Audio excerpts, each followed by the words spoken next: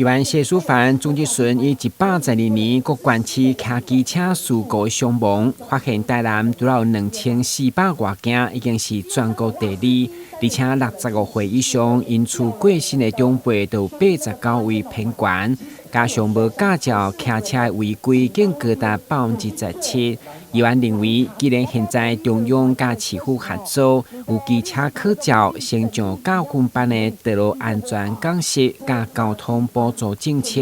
而且名额拢也有，进一步要求市府放宽条件，嘛鼓励长辈来上教训班。台南市政府1000个名额，每个人加码补助1000，可是我们在这里又有一个盲点，我们是在校学生才可以去申请，所以今仔日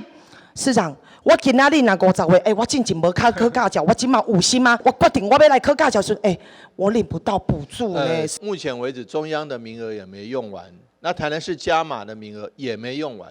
这个部分我们是不是不要限年纪？再放宽一下，我们放宽嘛，让我们的长者，如果他今天有心想要来考照的话，我们也有一个鼓励嘛。延续上教训班的议题嘛，因为大溪浜地区无一间机车教训班，上近的只有永康，所以议员嘛积极替当地有考驾照需求的民众来请命。对此，交通局长表示，目前中央已经有规划要扩充，有4间业者拍算要丢失，希望达到便民的目的。但新闻军及张硕维采访报道。